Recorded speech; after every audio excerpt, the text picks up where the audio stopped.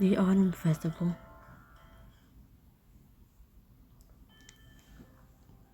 The next weekend, you stand in front of your closet, struggling to find something to wear to the Autumn Festival as your mind wanders. What do you wear to interrogate the girl who had a secret meeting with the vampire trying to kill you anyway? You spend all week trying to find a way to bring up Gabrielle's running with Lewin, but every time you just can't find the words. Today's the day I just ask her. I have to.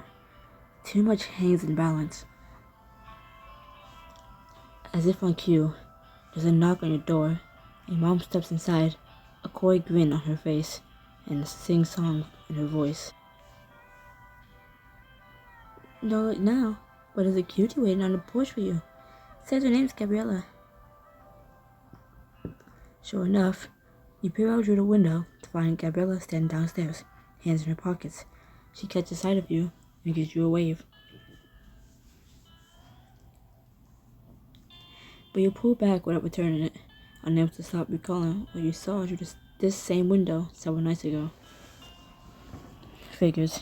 She's early. Doing casting this new girl, I gotta say, you're getting pretty popular. I guess. Her smile melts away, and immediately she fixes you with a concerned frown. That doesn't sound like I'm excited for a night on town. What's going on? Nothing. Things with Gabriella are just complicated. These opportunities were getting pretty serious, but now I feel like there's something she's not telling me. If you two are as close as you say, why not just ask her? I know, Mom. I will, today. I just have to find something to wear first. Lucky for you, I think I have something that might come in handy. She gets a shopping bag she left in the hall and lays the contents on your bed. I saw this in one of the shops on my way home from work this week. I thought you might like something new and fun for the Autumn Festival. Because no matter what you find out, you're only young once, and your focus should be having a good time, not stressing it with some girl. Mom, you know you can buy me new clothes without using that as an excuse to meddle my love life, right? Where's the one in that? Seriously though, I know you've been looking forward to this festival, and I want to get you something special. You hold the outfit against your body, looking at your reflection in the mirror.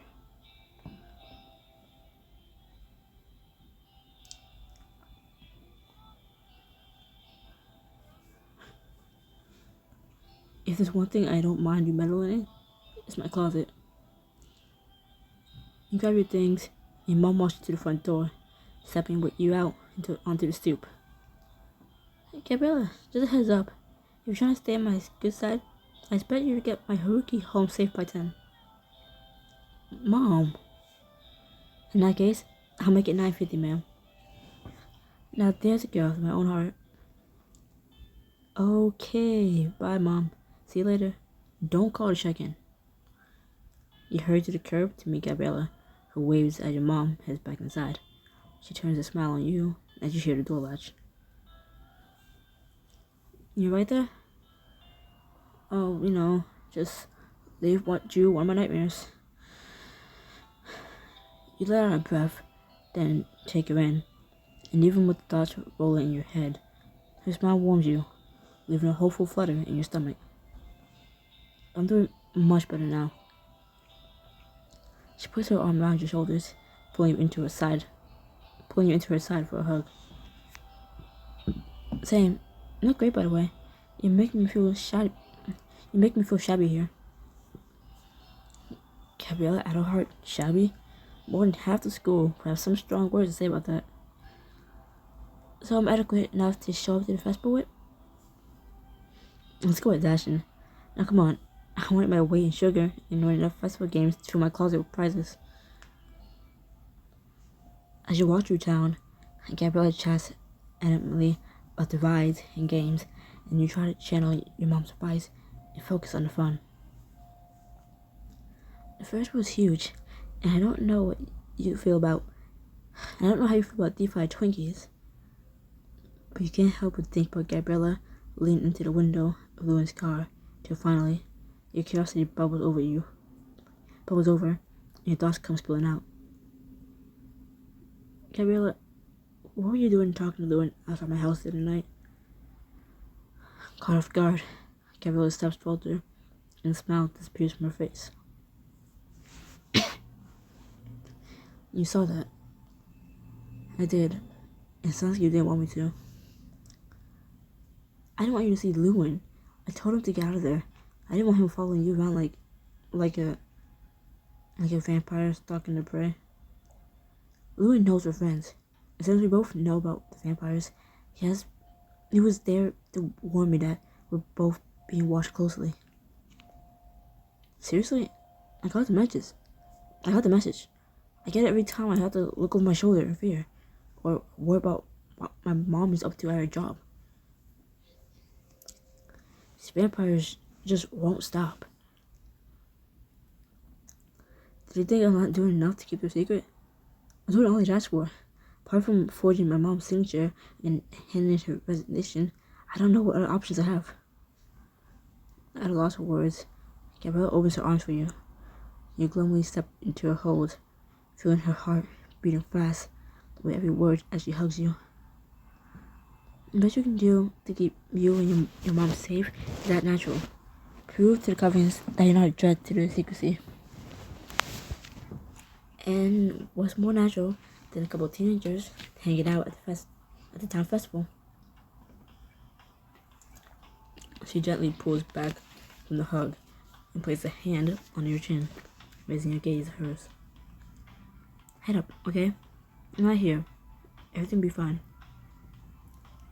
Her smile is comforting and reassuring, and a familiar sense of safety flows into you. The feeling that as long as you're with Gabriella, things will be alright. So saying if we had like two of the most boringly normal humans out there, the governments might fall asleep on a rookie Gabriella watch. It's worth a shot. As you fall to step beside her, you're hyper aware of your hands swinging just inches apart. If this week has proven anything, it's that sometimes you gotta just go for it. You let your fingers bump hers, or for her to grab your hand, unless your fingers to yours. I was starting to wonder if I had to do it myself. Her fingers tighten in yours, and your stomach swoops. You're hardly able to maintain eye contact as your face warms. Well, I figured it was taking you too long. What? What? You saying I could have done that ages ago? If I known, I would have. You bite your lip to try to contain your smile, catching your giddy reflection in the windows of the storefront as you pass by. When you arrive at the festival grounds, you're greeted by the sight of packed booths and the smell of sugary, deep-fried treats. Wow, we had nothing like this back in the city. I don't know where to begin. I've got an idea. Follow me. Still getting butterflies from the feeling of her hand in yours, you let her lead you to the starting line of the three-legged race where her friends are clustered chatting. Libby catches sight of your linked hands, squawks, smacking Aiden on the back. I called it. I so called it. Okay. You don't have to beat me up about it. Hey, rookie. Welcome to your first autumn festival. Does it live up to the hype?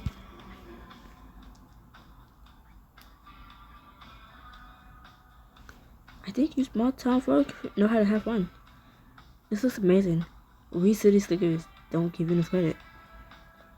I think you mean ex-city slicker. No one runs now. Behind you, the three-legged race ends as a couple of your classmates stumble over the finish line with a victory cry and collapse in the grass. We say our hard rematch from last year, loses by the winner's funnel cake. You drive a hard bargain, but I'm pretty sure I can eke out a win. She leans in to murmur out of the side of her mouth to you. Three-legged races are peat-born human activity. In that case, I'll give it a go. Shocker. Jade, you with me? If I did officiating, you would not keep them running in these sandals. You and Gabriella get a rope, and she kneels down to tie it around her right ankle before moving to your left. Ready to do this? Bring it on. Move to your starting position. Set up Jade and Aiden beside you as Libby lifts a hand in the air. Racers, on your marks, get set, and go. You and Gabriella take off, only to stumble as your legs move out of sync. Whoa. Hooky. You catch your balance, but the rope tugs around your ankle as you and Gabriella struggle to find a rhythm. We need to match our steps. Inside foot first, then outside. Keep count for us. In, out, in, out. Gabriella lets out a whoop as your strides match, and the gap between you and Jade and Aiden quickly diminishes. Better get that funnel kick ready, Aiden. Crap, the kid on us. Go faster. I'm going as fast as I can. Then while Gabriella and I enjoyed that funnel cake, hope you enjoy eating all dust. And just like that, you race past them and over the finish line, letting out a whoop of triumph. I think I can get used to taking charge. Fuck you. I think I can get used to you taking charge, ho. You're a natural leader. Watch out. I might be coming for your presidency. Don't get ahead of yourself. Come on, let's get these ropes off. You and Gabriella bend down together to work on untying the ropes around your legs, and Gabriella pauses with a questioning smile. You feeling better? Like an absolutely normal, nothing to worry about human. And that's so. I wouldn't say look it. Yeah, I wasn't gonna say anything. I wasn't gonna comment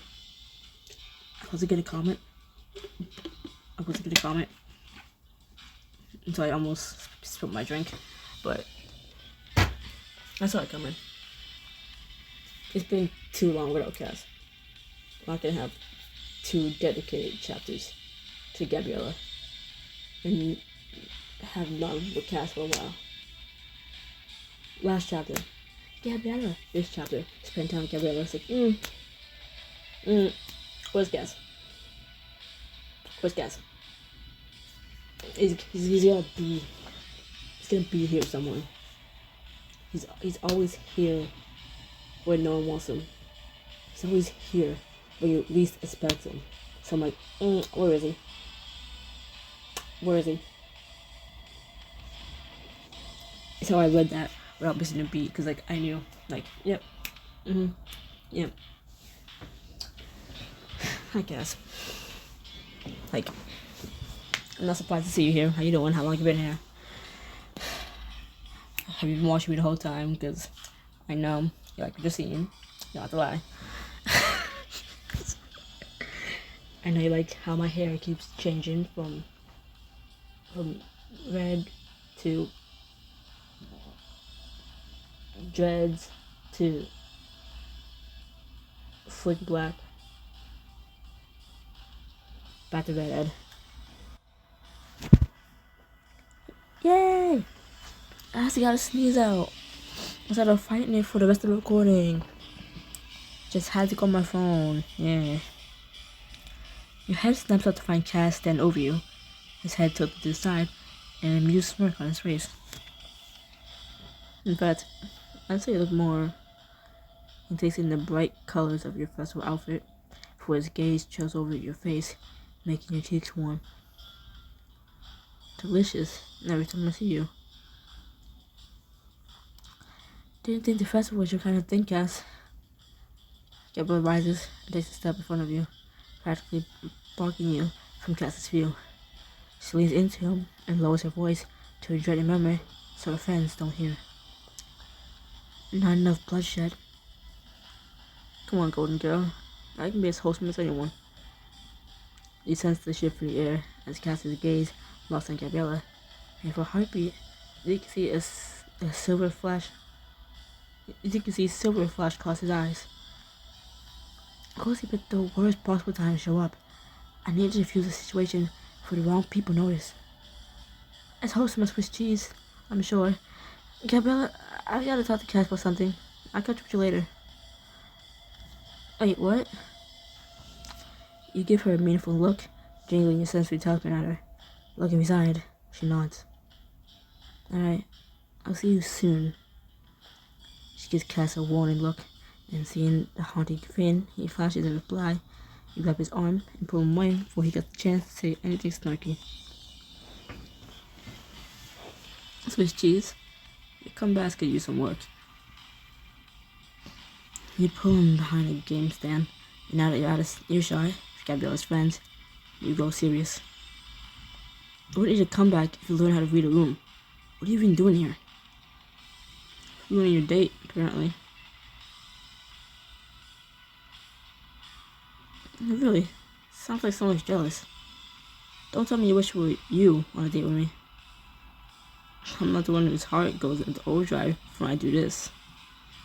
He brushes the backs of his fingers against your cheek, and your pace picks up, causing a smirk to creep across his face. Do you have any idea how warm you get? You don't want to shiver in your belly. You push his hand away. I'm serious, Cass. Go away. You know vampires doesn't scream, mind my human business. Has it occurred to you that maybe the Covenant sent me to make sure you and Golden Girl are causing any trouble? Oh please, you act like you hang around due to some duty to your Covenant. I can't see you. I can see right through you. You cross your arms, feeling a flutter of nerves at what you're about to say, but you know in your gut that is true. You obviously just can't keep yourself away from me. Cass doesn't answer, and you fight the urge to swallow. Suddenly, he heads to a booth set up with multiple dartboards, picking up a dart from the table. Let's have a friendly bet, shall we? I'll tell you whether you're right or wrong about me. Spend time with you. He tosses the dart, sending it whizzing through the air faster than you could see, and lands with a thunk right in the middle of the target. I feel like I got the perfect snarky tone naturally to be for Cass. Because I'm not even putting on a front, I'm not even putting on a voice, it's just how I talk. If you can match my score. And why would I want to do that? Haruki's voice is where I'm faking it. I'll go back to no comments. I'll shut up. 7:14, damn. Cass leans in with a fox-like grin, twirling another dart between his fingers. Because you like it when I challenge you. You snatch the dart out of Cass's hand, square your hips, and focus on the dartboards.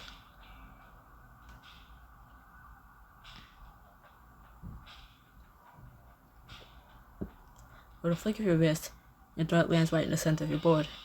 You glance aside, just in time to see Cass's jaw drop. You underestimated me. How does this thing of defeat feel? Cass snorts softly, sizing you up. A grin slowly takes to his lips. Intriguing. You clash your arms, facing him fully.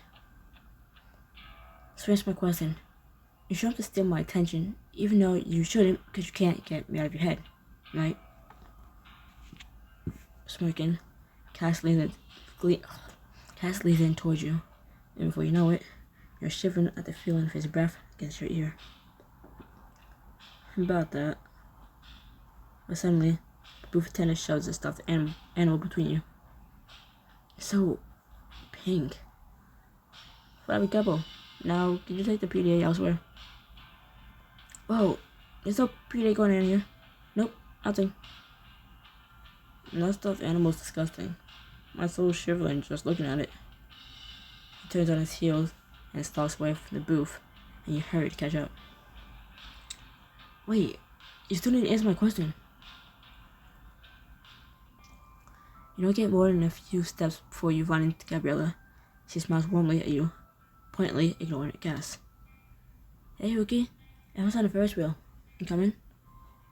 Looks like 9 skills for this last again. You guys riding with the Ferris wheel with me. Funny, that looks like news to Ruki.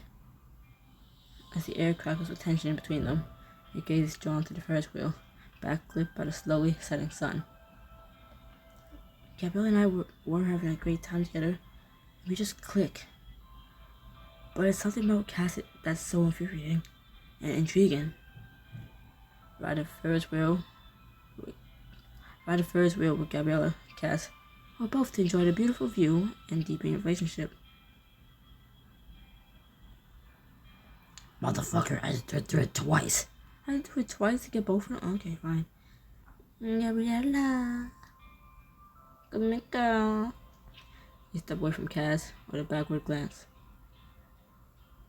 I think I'm gonna ride with Gabriella for now. I'm sure you have a blast. His tone is dry, and you think laced with a hint of bitterness, but you already turned to Gabriella, who smiles at you. Come on, one of the cars is just about to unload. You feel a drill race to you as she loops an arm around your waist, leading you toward the base of the Ferris wheel. As the two of you settle into the empty car, your legs touch, and neither of you draws at them away. I'll be right with Heights. Shouldn't you have asked that, I don't know, before you asked me to go on the ride with you? Your face heats up. Fuck you. Your face heats as she presses her thighs more firmly against yours. I'm so mean to myself. I mess up on a sentence. I just say fuck you. Like, damn. You gotta take it on yourself. But I will. Cause fuck you. And you too. Whoever's watching this. I should've, if I'd been thinking of it. But all I was thinking about is how much I was hoping you say yes. After your attendant checks that you're strapped in safely, the two of you rise into the air. A comfortable silence settling as the sounds of the festival grow more distant. I hope Cass hasn't been bothering you. Since one friend had mentioned the way I talk to compare me to some waiter she heard. Starting off saying like a lisp, not really a lisp, but like I was like, I got back in the call just to hear you talking about how I speak. And now I'm sitting because I'm speaking out loud. Now I'm reading. I'm just like, that's all I'm thinking about, like how I sound when I speak. Like, thank you. Yeah. I already did like hear my voice, but now like I'm just thinking about how my mouth moves for each word since she said that, and I'm just like, thank you. I don't have a lisp, but it sure as hell fucking sounds like one sometimes. Like that.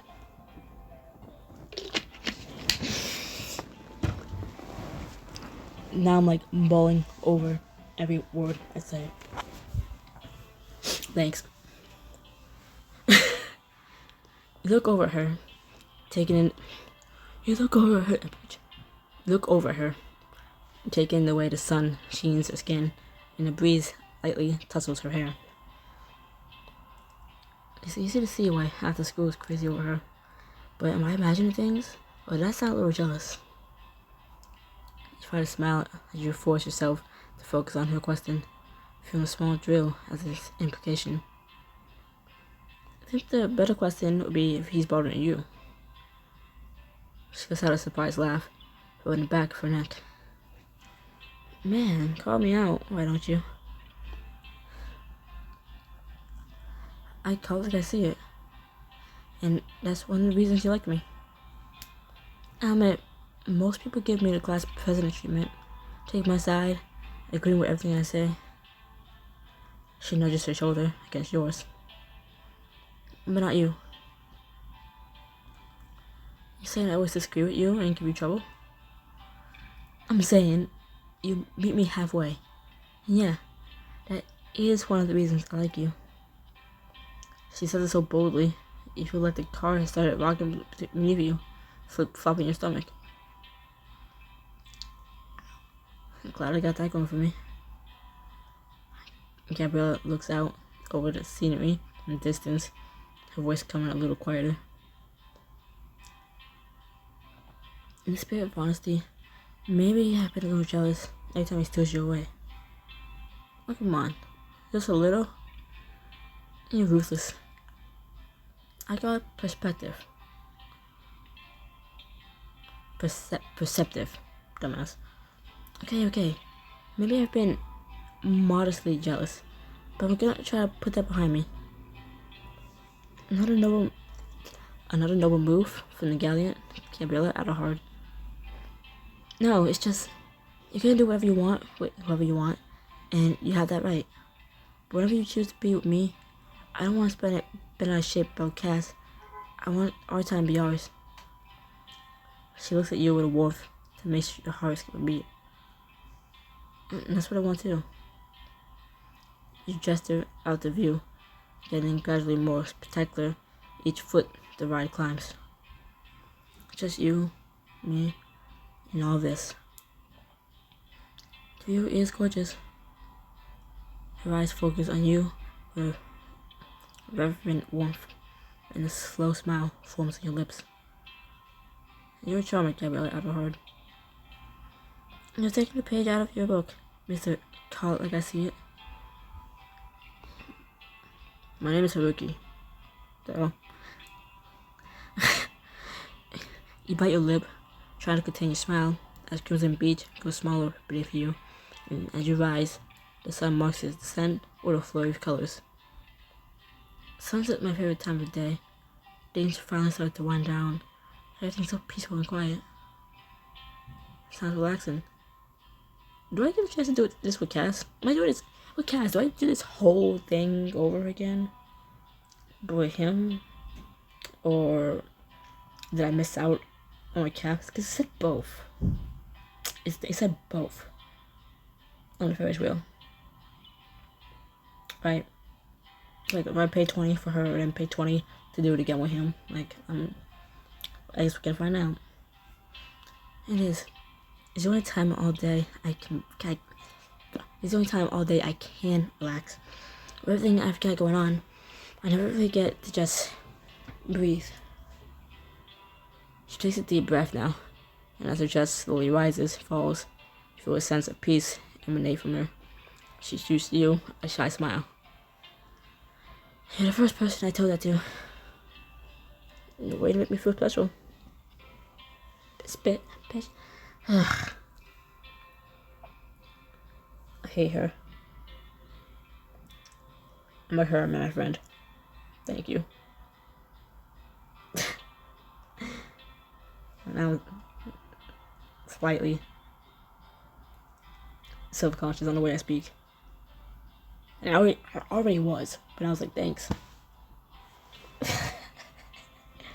I already don't like talking. I'm overthinking how I'm talking. Fuck. You should. Because of me, you are. I'm not being serious, by the way. I don't give a fuck. No longer able to hide your grin, you turn your attention to the view. Giddiness flowing through you. In that case, I want to know more about you. I don't care. Show me your favorite place in town. And you can't search arcade. Gabriella is thoughtful for a moment before she places her hand lightly on yours, guiding it so that you're pointing toward the mountains. There's a hiking trail near the edge of town that leads to a small pond. Most people don't bother with it since it's out of the way, but it's a hidden gem. It's peaceful and water flowing, the sound of crickets in the underbush, and during the spring, there are newborn ducklings. There are baby ducks? Gabriella chuckles at your surprise, her hand giving yours a fond squeeze. Yep, dozens of them waddling around, It's painfully cute. I'll take you to Spain if you want. I do. And I like to go before then too. We'll make it a date. Your heart drills at that, and you're hyper aware of her hand still holding fast to yours as she reaches her other into her pocket. I've got something for you. She pulls out a purple wildflower, unlike any you've seen before. What's with you and just giving me flowers? I picked it earlier when I was on my way to your house. It was so bright, it stood out among all the other flowers in the field. It made me think of you. Thank you. Because of my flower shirt, I wonder why. Your fingers brush hers as you take the flower from her grasp and give it a sniff. A soft floral scent wafting over you. Didn't I say no commentary? Bitch, shut up. Suddenly, struck by an idea, you take your other hand from hers. With a grin, he paints the petals one by one and pluck them off. She likes me. She likes me not. Before you get reach the last one, Gabriella's hands cover yours, her voice going soft. She likes you. You meet Gabriella's eyes, feeling completely seen her gaze, and your breath catches as her eyes flick down to your lips.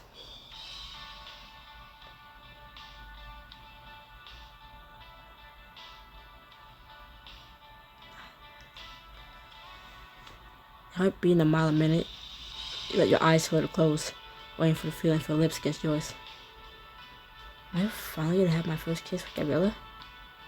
You jump as her hand cups your cheek, and the butterflies flip faster in your stomach. Her thumb strokes your cheekbone, then you feel the slightest puff of breath against your lips.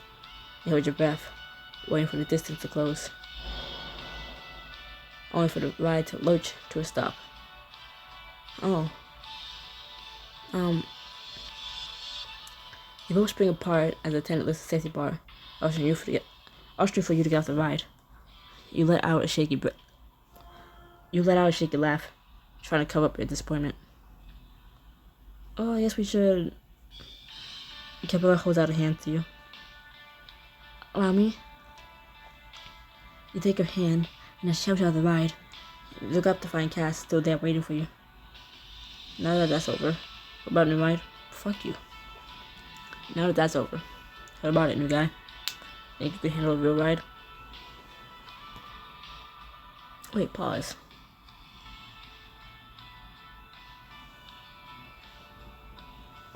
You just waited the whole time? Did you just wait the whole time?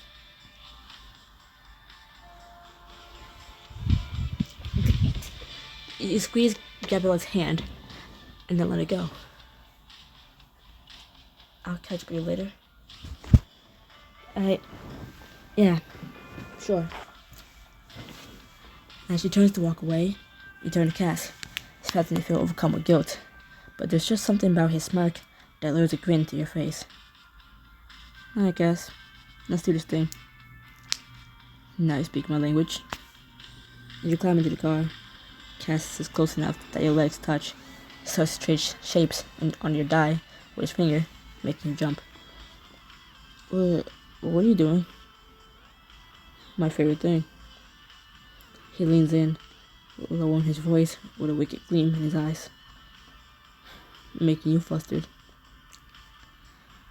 He lifts his hand away as the attendant checks that you're strapped in, but you still feel a phantom tingle on your thigh as your compartment begins to rise into the air. As the festival grows smaller beneath you, Cass lets out an exaggerated sigh of relief, slinging his arm over the back of the car. It's amazing how refreshing the air is when Adahor's not around to be so damn stuffy. For someone who hates her, you showed how to bring her up. And for a human, you showed how to push my buttons.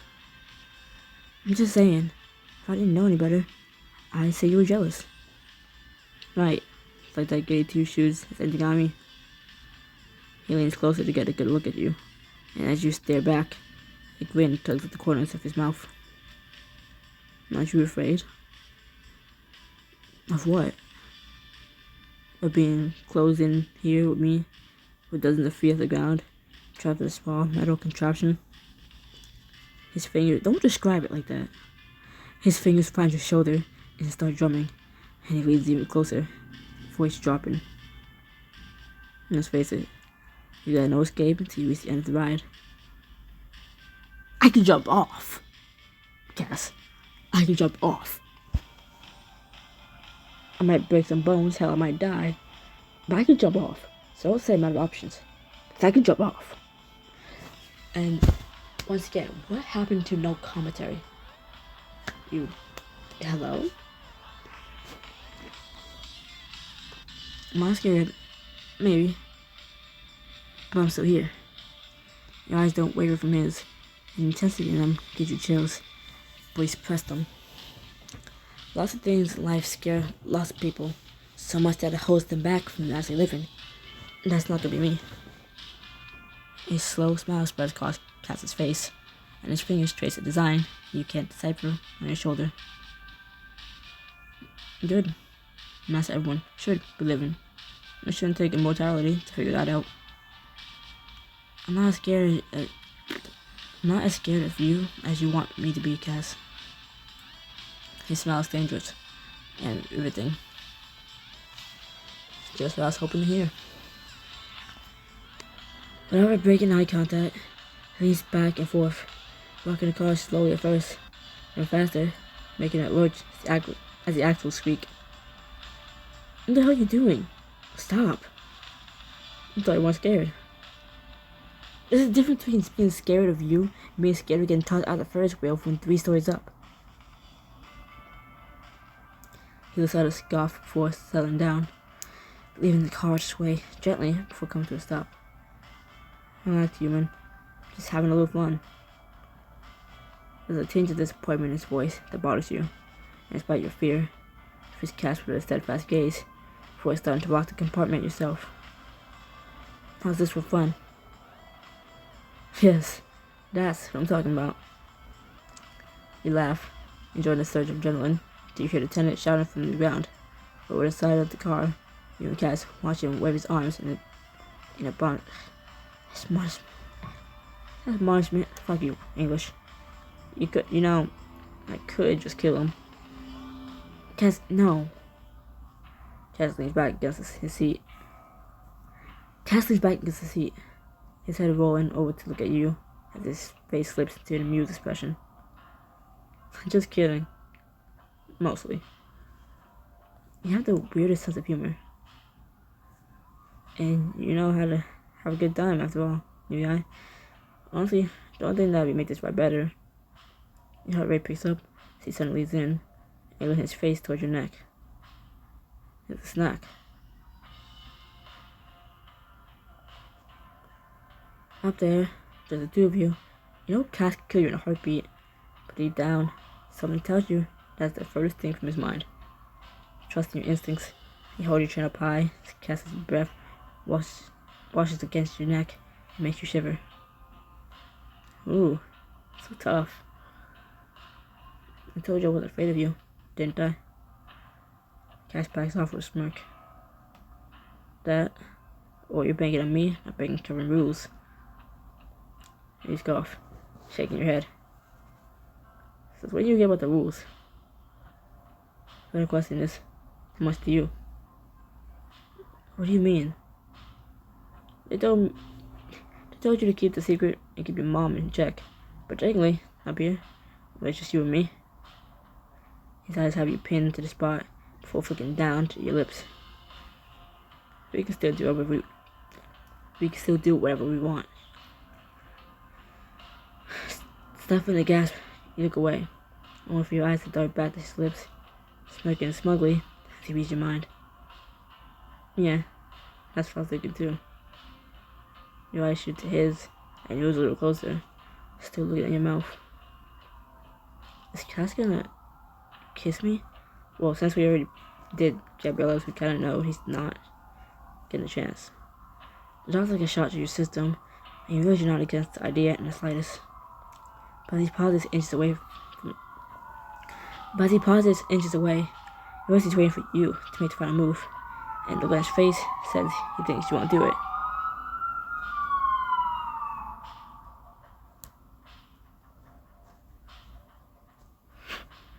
I pounded and feeling regulars in a way that seems to only come around Cass. He drew caution to the wind and got the lapels of his leather jacket.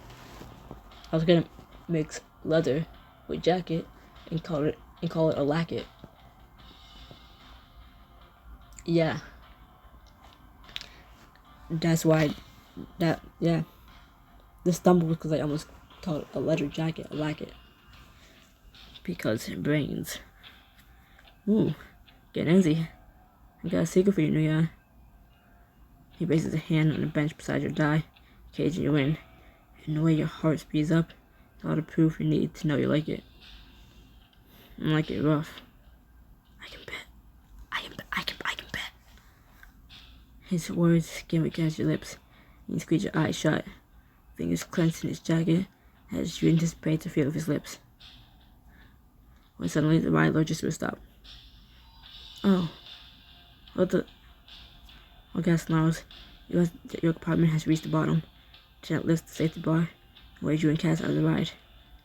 You glance back at Cass and let out a surprised laugh at the glower still on his face. Just like petulance to it. Not sorry to have been interrupted. No, flatter yourself. Come on, Harlow. Let's get out of here. Still grinning, you grab his hand to tug his... No, this is not on me. This is not on me. Look. Read with me, okay? Still grinning, you grab his hand to tug his to his feet. That's not me. That's not me. That was not on me.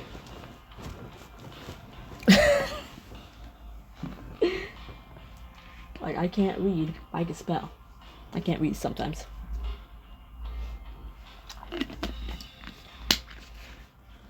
I can read sometimes. I can't spell. Wait, no. I can't do it. I can't do either. You know what? Cut that whole thing.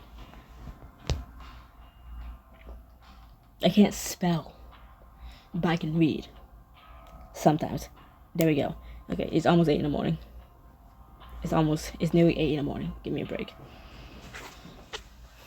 Still grinning, you grab his hand to tug him to his feet and off the ride, feeling the shiver in your stomach as he laces his fingers with yours. You don't know how long it will last, but you don't bring it up as he leads you away from the Ferris wheel toward whatever he wants to show you next. As the sun sinks below the treetops a little while later, you notice a steady flow of people heading toward a thicket of trees. Following them, you emerge in front of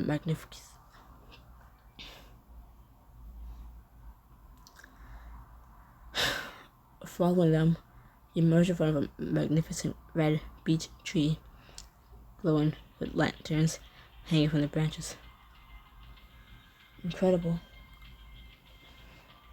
As you marvel at the sight, you notice delicate white slips of paper tied to the branches. A festival goer nearby notices you looking and comes up to you with a smile. We locals call this the ritual of good fortune. It's been a part of the autumn festival since, well, forever, from the very start. This has to be the tree from William Pierce's journal, the one the original vampire settlers would do the ritual for. And the slips of paper? Each person in town writes down a wish for the coming year. The strain from all those wishes is sure all the trees in town keep their leaves, and next year. And by giving to the tree, your wish will come true as well. Here, why don't you write one down? She hands you a pen and a slip of paper. With a word of thanks, you lay the paper against the tree trunk and then give what you want to wish for.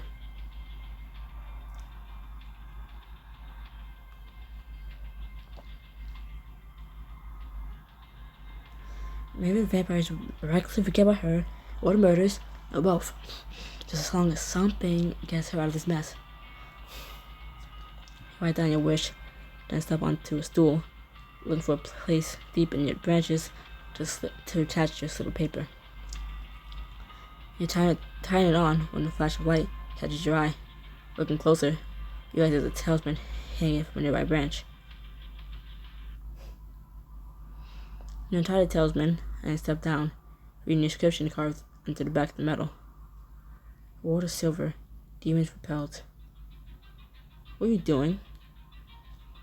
You roll around, hard on your throat, and find a store standing several paces away. Worse, everyone else has disappeared. Nothing. You instinctively clutch the talisman tighter, and her eyes flash down to your hands, catching sight of the small golden object. Eyes wide in horror, she takes a step closer. How did you get your hands on a silver ward talisman? Tell me. I just found it in the tree. Someone had it tied up. I swear. I suppose you mean to tell me that someone was a human. Wait. Hold up. I suppose you mean to tell me that someone was a human who just happened to have said talisman in their possession. Look, I don't know what's going on any more than you. I don't even know what it does. You turn the talisman around in your hands, and the store's expression suddenly becomes panicked.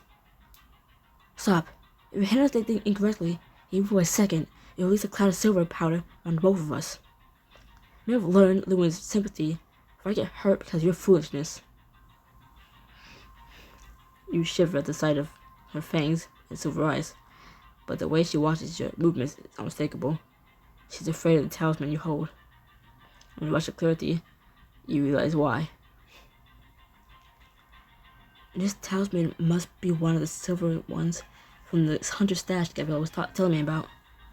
The ones the Adder always used to torture store's coven mates. Your stomach twists with an unwanted flood of sympathy. Look, I'm not going to use this against you unless you give me a reason to. I don't have the blind hatred for you. I don't have the blind hatred for you all, the vampire.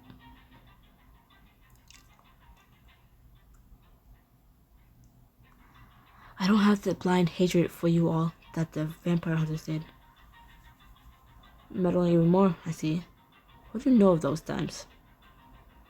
Just trying to understand what you have against me. And I get it, really. Humans were a threat to your kind. But now my mom and I are threatened by you. I won't use this for senseless torture. I want to protect myself if you give me no choice. Her lips curl, but she regards you a moment longer, as though mulling over your words. When she responds, it's like she's forcing out words it physically pains her to say. At least you understand the significance and the gravity of what you hold in your hands. You better handle it carefully. She disappears in a blink of an eye. You let out a breath, your heart racing in your chest. Oh my god. And that happened. Shaking slightly, look down at the talisman resting in your palm, thoughts spinning. Gabriella told me that silver is basically vampire kryptonite, and this is proof. I still was generally afraid. Everyone knows that. I have to be careful with this if I held on to it, but I feel safe if I had another way to defend myself, especially with vampires watching me. Add a silver ward talisman to your bracelet for an instant defense that will come in handy soon. Shut up. Soon? Soon? Soon? I just spent 60 diamonds. No, wait. How much was that outfit? I spent 80 diamonds. Oh, 80, 85. I don't know. Damn. You look over your shoulder, and when you're confident there's no one else around, you carefully attach the talisman to your bracelet.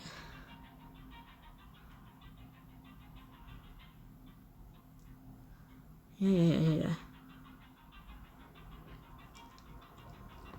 Suddenly, your sensory talisman shoots against your skin.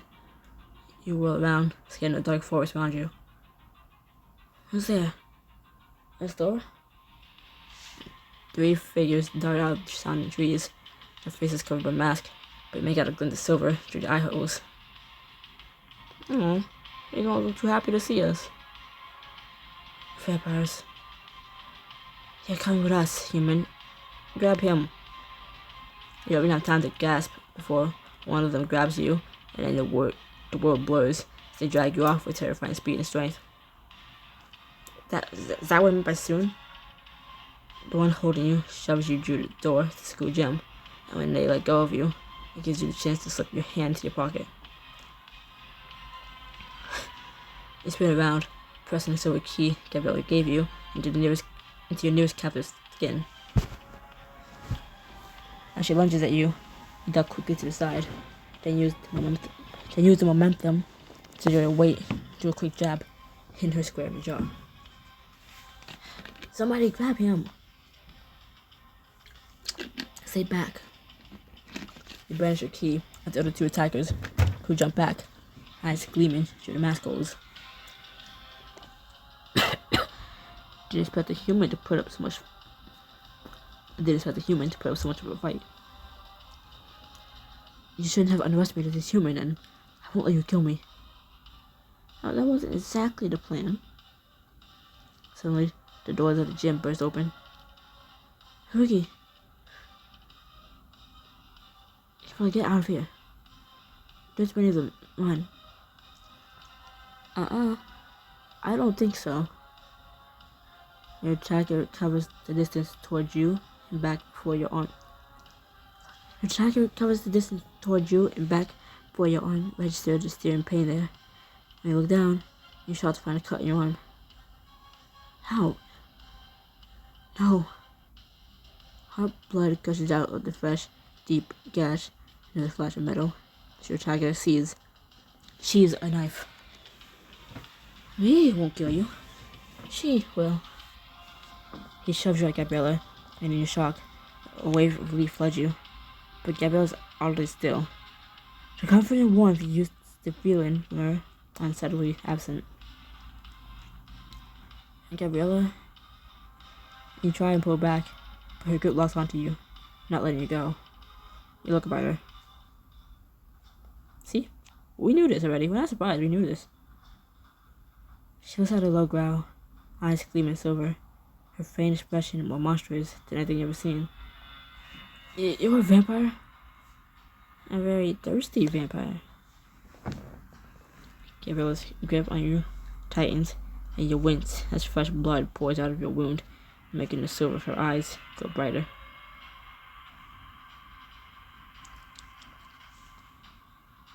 You will snap out of it, isn't you? You're kind and brave. The entire time I've known you, you've done nothing but look out for me. I know you won't hurt me. Her expression remains unchanged, cold, and unfamiliar, but right land on yours, pushes you harshly aside.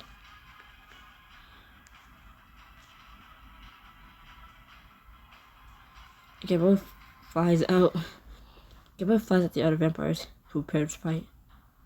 Surround her, subdue her before it's too late. Gabriella's head turns wildly, trying to follow her enemy's movements as they circle her. She lets it out at one, but the other two plummet her with blows. She's outnumbered. I have to do something to help, or the vampires aren't paying attention to me. Your eyes flash to the bracelet laying on the restoration talisman Cass gave you. Gabriella, cover your eyes. Something in your voice gets through to her as she draws her arm over her eyes, just in time for you to jam your thumb into the talisman's jewel. What is that? The flashing lights that burst from your wrist stop the vampires in their tracks. My head feels like it's gonna explode. Gabriella, now! Uncovering her eyes, Gabriella spins in a circle, smacking all three vampires away. They frantically stumble back to their feet, unsteady. And that's my chance to do more damage. You quickly scan the room, zeroing in on anything that can come in handy. Bingo.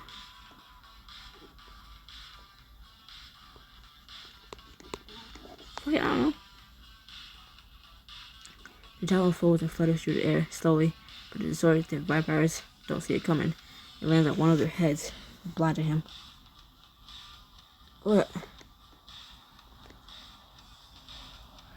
Gabriella takes advantage of the opening. It lunges at the vampire, tearing his jaw open and killing him. Holy sh! Bill even processed the spray of blood before the remaining two vampires, so Gabriella like vultures. They'll be held to pay for that. As the attacker staggered, he dashed to the nearby bleachers, searching for more equipment.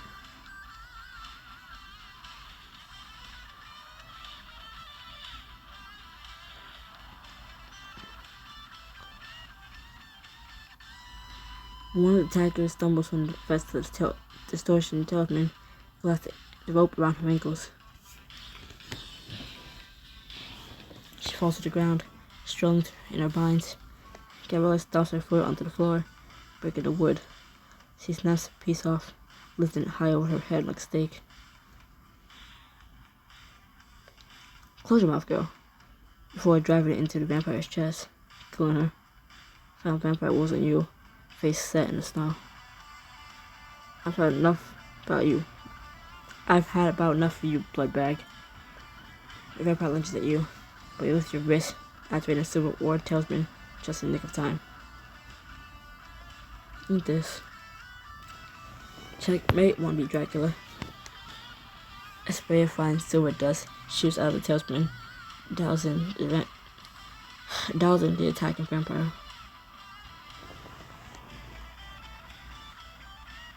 He screams, clutching his face in jolt and agony as the silver poisons him. He doesn't see Gabriella appear behind him. Securing her hands on the sides of the vampire's chin, Gabriella tears her head clean off with a single powerful tug. It's over.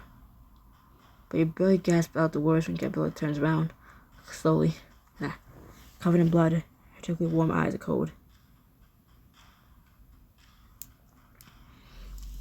Gabriella, please. She lets out a low growl, chest heaving at the exertion of the battle, and despite your fear, you're glad that most of the blood on her isn't her own. Oh God, read my next. As though hearing your thought, Gabriella twitches and releases a loud growl before launching herself at you.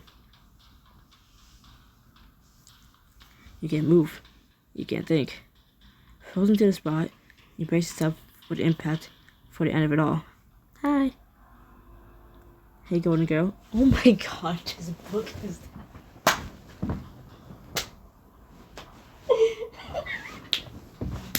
I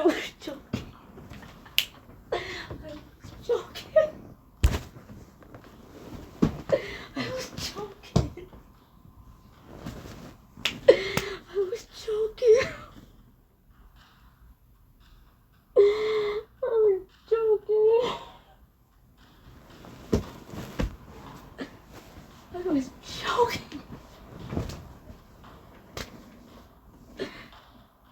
I didn't know what the fuck was gonna happen. The book could have ended. It could have said something else. But as a joke, I said hi because I was expecting Cass. Because up to now, like, Cass is the bad boy vampire with the school doesn't know about. He's so bad. To stay away from him, avoid him. And Gabriella pushing her on us, like, oh my God, she's so sweet, she's so lovely, she's loved by everyone, she's popular, oh my God, she's like so protecting of you, right? I was fucking joking when I said hi. I said hi, because like, watch Cass come into the room. Watch Cass just suddenly appear. I was joking. I was fucking joking. I'm so surprised and unsurprised at the same time that, like, that shit's so fucking fun. I was joking. I was sitting on my bed normally, and I was sitting at, like, foot. I mean, that's called a headboard. This should be called a footboard. I don't know. I'm just sitting on this right now, away from my phone, because I'm like, you would think I read this book already. The first time at the festival, I'm like, Cass is gonna show up eventually, and he shows up. Just now, I said hi as a fucking joke. Because the fucking little ... It's like, it's gonna end the chapter, or it's gonna say, I don't know, maybe a little more dialogue. You know, it could have done that, but I said hi, because like, what if Cass just shows up? And here he is. Like, clip. Wait, how much I've been paying? You can't you can't say, oh, maybe you read this before. No. You can see that I'm paying for these premium choices. Yeah. Why is the book this predictable? Why? We're an hour in. We're chapter 5. I want to be done with this fucking book. But I'm already committed. I'm already committed. It's like I gotta. It's like I gotta finish it. If I finish this, like if I finish the other books, like I should have just left this alone. Why? What? Okay. Hey, golden girl.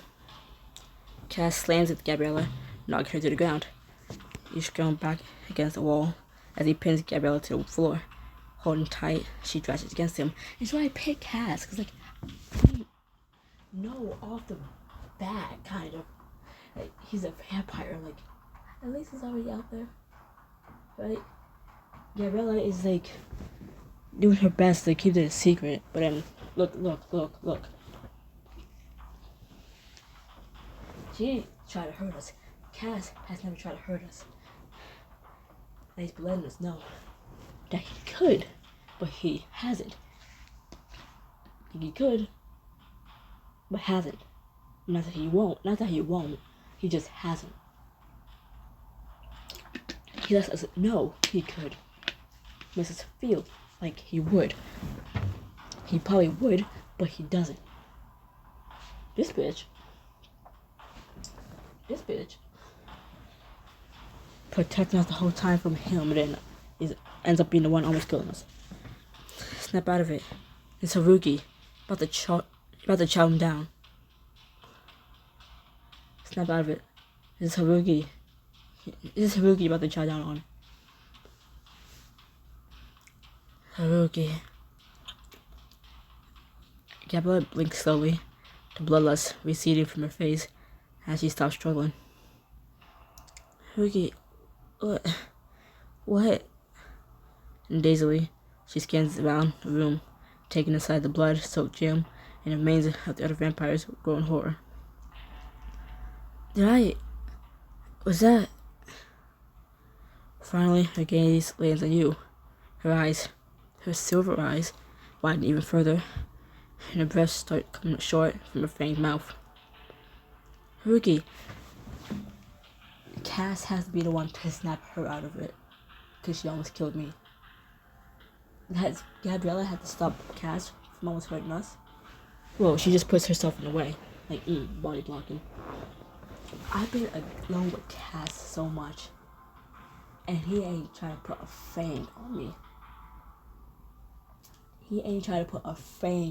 on me. This girl goes wild and almost killed me if it wasn't for him. So if you excuse me, I'm gonna go on picking Cass romance options from now on, like I have been doing, minus the Gabriella ones, with less guilt in my head. Like, anyways, even the whole popular. Everyone loves her. Oh my god, she's so beautiful. Oh my god, she's so good at everything. It's like, I don't care. I ain't watch you. Like, it's like those most famous celebrities everyone loves, or like the things are so good looking. Like, I want the ones lesser known, cause everyone's already on you and your dick. I want one most people haven't heard of. Like, fuck out. Rookie? I don't really know celebrities. I don't know why I even said that as a person, but whatever. Gabriella, what the hell? I thought the vampire hunters. I thought you hated vampires. That they took your family from you. But you're really. Everything I told you was true. Just let a few things out because I never want you to see me like this. Her voice breaks, and you take a step toward her. But Cass barks at you. Still pining Gabriella down. Stop. What happened back there? What happened back there? It's called going feral. It happened because she hasn't drank in a month. The thirst has her going out from her mind. It's not safe for you to come any closer. There's a strain in his voice, and when his gaze drops to your bloody arm, you understand why. You grab a hand over the wound, stepping back. I don't get what's happening. Those attackers said they wanted Gabriella to kill me. Gabriella slams her fist against the ground, a pain sound catching her throat. And they almost got their wish. Cass reaches for the dead attacker, inches from him, and Gabriella airs up his owl mask, tensing as soon as he sees the face underneath. Okay. It's a vanity. Oh. You jump as the door bangs open behind you. As door's heels clack on the lacquered floor, she strides in for coming to an abrupt stop. She's chasing the carnage, then Gabriella and Cass, and finally you. The accessory talisman burns white hot against your wrist. You'll be held to pay for this. What the fuck you do then?